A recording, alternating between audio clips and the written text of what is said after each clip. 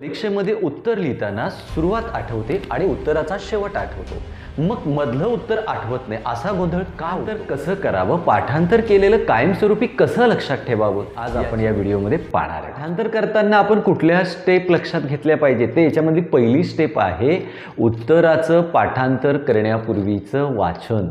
म्हणजे ज्या धड्यावरील प्रश्नांची उत्तरं आपण पाठांतर करणार आहे त्या धड्याचं आधी 4 ते 5 वेळा वाचन केलं पाहिजे. का ते बघा. तर बघा मुलांना, आपण डायरेक्ट नवनीत घेतोय, युनिक घेतोय, टार्गेट सोल्युशन असतो, आपल्याकडे वेगवेगळ्या नोट्स असतात. आपण एखादा धडा जर शाळेमध्ये शिकून झाला की आपण लगेच त्या धड्याचं पाठांतर करायला घेतो किंवा शिकवण्याच्या आधीसुद्धा पाठांतर करायला घेतो. पण त्यावेळेला आपण लगेच जर डायरेक्टली जर त्या धड्याचे प्रश्न उत्तर पाठांतर करायला घेतले तर ते शब्द आपल्या परिचित नसतात, त्यामुळे ते लक्षात ठेवायला खूप वेळ जातो. पण या उलट जर तुम्ही उत्तराचं पाठांतर करण्यापूर्वी जर वाचन केलं, म्हणजेच काय तर एखाद्या धड्याचे, ज्या धड्याचे प्रश्न उत्तर आपल्याला पाठ करायचे आहेत त्या धड्याचं पाठांतर करण्याच्या आधी 4 ते 5 वेळा आपण वाचन केलं पाहिजे. मग असं वाचन केल्यामुळे काय होते बघा, सपोज मला मराठीच्या दुसऱ्या धड्याची प्रश्न उत्तर पाठांतर करायचे, तर मी पाठांतर करण्यापूर्वी मराठीच्या त्या दुसऱ्या धड्याचे 5 ते 6 वेळा वाचन करेल. मग हे 5 ते 6 वेळा वाचन केल्यामुळे त्या धड्यातले बरेच शब्द माझ्या परिचित होतील आणि ज्या वेळेला मी प्रश्नाचं उत्तर पाठांतर करायला घेईल त्यावेळेला माझे शब्द परिचित असतील, मला ती कथा समजलेली असेल, त्यामुळे माझं पाठांतर लवकर. स्टेप आपण फॉलो करू शकतो, टॉपिक समजून घेण्यावर भर. तर मुलांना, आपल्याला जो धडा अभ्यास करायचा आहे, ज्या घटकाचा अभ्यास करायचा किंवा ज्या धड्याचा अभ्यास करायचा आहे, तो धडा वाचन केल्यानंतर तो पूर्ण समजून घेतला पाहिजे आपण. किंवा आपल्याला शाळेमध्ये शिकवताना किंवा तुम्हाला एखादा क्लास लावला असेल तर तिथं त्या धड्याचं पूर्ण टॉपिक्स जे आहेत त्या धड्यामध्ये ते सगळेच्या सगळे आपल्याला समजून घ्यायला लागतील. जर तुम्ही टॉपिक समजून घेतले, म्हणजे संकल्पना जर समजून घेतल्या, तर तुम्हाला पाठांतराची आवश्यकता लागणार नाही. मग आता मुलांना, पाठांतर केल्यामुळे आपला काय गोंधळ उडतो, तर ज्यावेळेला आपण परीक्षेमध्ये प्रश्नाचं उत्तर लिहितो त्यावेळेला आपल्याला सुरुवातीच्या 2 ओळी आठवतात आणि शेवटचं आठवते आणि मधल्या 2 ते 3-4 ओळी आपल्याला आठवत नाहीत. अशा वेळेला आपण ब्लँक होतो. मग अशा वेळेला जर आपण टॉपिक समजून घेण्यावर भर दिला, म्हणजे तो टॉपिक समजून घेतला, संकल्पना समजून घेतली, तर आपल्याला पाठांतर करण्याची गरज नाही किंवा आपला परीक्षेमध्ये होणारा गोंधळ होणार नाही. तर त्याच्यासाठी आपल्याला पाठांतर करण्याऐवजी आपल्याला जास्तीत जास्त भर कुठे द्यायचे, तर तो टॉपिक समजून घेतला पाहिजे. म्हणजे मग आपल्याला पहिल्या 2 ओळी आठवतात, शेवटच्या 2 ओळी आठवतात आणि मधला आठवत नाही असा गोंधळ होणार. म्हणजे परीक्षेचा गोंधळ टाळता येईल आणि परीक्षेमध्ये चांगले गुण मिळवता आहे. तो आहे अभ्यासामधील नियमितता. तर मुलांना, सुरुवातीला पाठांतर करणं तुम्हाला फार अवघडल्यासारखं होईल किंवा पाठांतर केलेलं लक्षातही राहणार नाही. तर त्यावेळेला तुम्ही निगेटिव्ह, नकारात्मक विचार न करता पुन्हा पुन्हा रोज पाठांतर केलं पाहिजे. आणि जर तुम्हाला ती सवय लागली पाठांतराची तर तुमचा कमी वेळेमध्ये चांगलं पाठांतर होऊ शकतं. म्हणून एक म्हणतात, प्रॅक्टिस मेक मॅन परफेक्ट. जितका आपण सराव करू तितके आपण परफेक्ट होऊ शकतो. म्हणजे आपण काय केलं पाहिजे, सुरुवातीला काही दिवस तुम्हाला पाठांतर अवघड वाटेल, पाठांतर केलेले लक्षातही राहणार नाही. मग अशा वेळेला जर तुम्ही रोज नियमित जर पाठांतराची सवय लावून घेतली तर तुमचं पाठांतर केलेलं लवकर लक्षात राहील आणि वेळसुद्धा वाटेल. म्हणून आपल्याला काय लक्षात घ्यायचे बरं, अभ्यासामधील नियमितता. पाठांतर हे रोजच केलं पाहिजे. आज केलं, 10 दिवसानंतर आपण करायला गेलो तर त्याच्यामध्ये नियमितता राहणार नाही, मग आपलं पाठांतर होणार नाही, कॉन्सन्ट्रेट होणार नाही. म्हणून पाठांतर हे रोज केलं पाहिजे. त्यामुळे आपल्याला सवय लागते आणि आपलं लवकरात लवकर पाठांतर. हा टप्पा आहे परत वाचणे, म्हणजे पुन्हा पुन्हा वाचायला पाहिजे. आता गंमत काय होते मुलांनो, एखाद्या वेळेला शिक्षकांनी एखाद्या धड्याचे प्रश्न उत्तर पाठांतर करायला दिले, शाळेने देऊ किंवा क्लासमध्ये देऊ किंवा तुम्ही स्वतः करायला घेतले, तर आपण पाठांतर 1 दिवस करतोय आणि त्याच धड्याची रिव्हिजन करायला आपण 5 ते 6 महिन्यानंतर रिव्हिजन करायला जातो. मग आपल्या लक्षात राहील का? तर एखादा टॉपिक जर आपल्याला पूर्ण समजून घ्यायचा असेल तो पुन्हा पुन्हा वाचणं गरजेचं आहे. समजा एखादा धडा मला 5 वेळा वाचून समजत नाही तर मी 6 वेळा वाचेल, न समजत तर मी 10 वेळा वाचेल, समजला नाही तर मी 12, 13, 14, 15, जोपर्यंत मला तो टॉपिक पूर्ण समजत नाही तोपर्यंत मला पुन्हा पुन्हा वाचणं गरजेचं आहे. तर मित्रांनो, याच्यामध्ये गंमत आहे.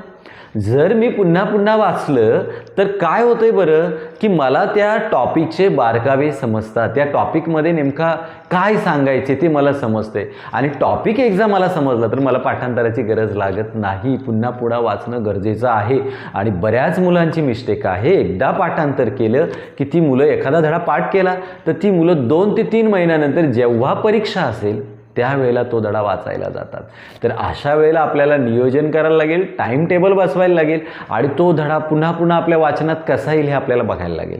तसंच सेम गणित विषयाचं आहे. आपण एकदा गणित सोडवतो आणि नंतर 2 ते 3 महिन्यात सोडवायला जातो तर आपल्या स्टेप विसरल्या जातात, आपल्या प्रॉपर्टी त्या गणिताचे गुणधर्म आपण विसरतो. तर गणित जितका आपण रोज प्रॅक्टिस करू शकतो, रोज 1 तास जरी गणिताची प्रॅक्टिस केली तरी बोर्डाच्या परीक्षेत आपल्याला गणितामध्ये 100% नाही जास्त पण 100 पैकी जर विचार केला तर 90 तरी मिळू शकतात. म्हणजे लेखी परीक्षा 80 पैकी 70 गुण तरी मिळू शकतात. तर त्याच्यासाठी आपल्याला रोज गणिताचा सराव करायला लागेल. त्याच पद्धतीने एखाद्या धड्याचं पाठांतर केल्यानंतर 2 ते 3 दिवसात पुन्हा पुन्हा तो धडा आपल्या वाचनात आला पाहिजे. किंवा जर तो धडा आपल्याला समजला नसेल तर आपल्याला पुन्हा पुन्हा त्या धड्याचं वाचन केलं पाहिजे. असं केल्याने आपल्याला बारकावे समजतील, आपला टॉपिक संकल्पना समजतील, आपल्याला टॉपिक पूर्ण समजलेला असेल. पाठांतरासाठी खूप कमी वेळ लागेल. लवकर पाठांतर. 5वा टप्पा आहे पाठांतर केलेलं लिहून काढणं. तर बहुतेक जी मुलं आहेत ना ती मुलं इथे फसतात. तर बहुतेक मुलं फक्त वरच्यावर वाचतात आणि परीक्षेला जातात, उत्तर पाठ करायला घेतात, उत्तर पाठ होणार नाही. तर आपल्याला पाठांतर केलेलं लिहून काढलं पाहिजे. समजा मी इतिहासाचा एखाद्या प्रश्नाचं उत्तर पाठांतर करतोय किंवा मी भूगोलाच्या एखाद्या प्रश्नाचं उत्तर पाठांतर करतोय. समजा हिमालय टीप लिहा, भूगोलाच्या 3ऱ्या धड्यामध्ये आहे 10वीच्या. तर मग मला काय करायला, हिमालय मी पाठ केला ना टीप लिहा की पाठ केल्यानंतर मला तो लिहून काढायचे वहीवर. मग वही असेल, कुठलाही कागद असेल, आपले जुन्या वही असतील त्या लिहायला घ्या. तर त्याच्यावर लिहून काढल्यानंतर माझ्या काय लक्षात येतोय तर माझं अक्षर पण सुधरेल, माझ्या लिहिताना माझ्या काही मिस्टेक होतात का, विलांटी उकार काही चुकतात का ते पण माझं क्लिअर होईल. आणि तिसरी गोष्ट, लिहित असताना मला किती आठवतंय, एखाद्या प्रश्नाचं उत्तर लिहिताना मला किती प्रमाणात आठवतं ते पण माझ्या लक्षात येईल. म्हणजे आपल्याला त्या टप्प्यांमधून जायचे, पाठांतर केलेले लिहून काढायचे. अक्षरही सुधरेल, आपल्याला प्रश्नाचं उत्तर किती आठवतंय तेही कळेल आणि प्रश्नाचं उत्तर कसं लिहिलं पाहिजे तेही कळेल. तर मुलांना असं म्हटलं जातं 10 वेळा वाचणं आणि 1 वेळा लिहिणं हे बरोबर असते. म्हणजे आपल्याला लिहिण्याचा सराव सुद्धा होतो. तर त्यामुळे पाठांतर केलेलं लिहून काढलं पाहिजे. आणि याचा अजून एक फायदा आहे, आपल्या स्वतःच्या नोट्सही तयार होतात. पाठांतर केलेलं लिहून काढल्यानंतर आपल्या स्वतःच्या नोट्सही तयार होतात. तर इतका फायदा या टप्प्यावर आहे आणि ह्या मुद्द्याचा आपण बारकाईने अभ्यास केला पाहिजे.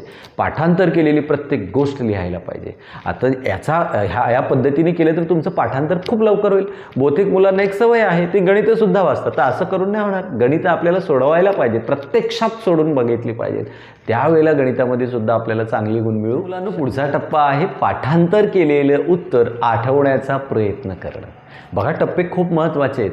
आपण ज्या प्रश्नाचं उत्तर पाठांतर केले, एखाद्या निवांत जागेवर बसा आणि त्या प्रश्नाचं उत्तर पाठांतर केल्यानंतर आपल्याला किती आठवतंय याचा विचार करा. याला मनन म्हणतात, चिंतन आणि मनन.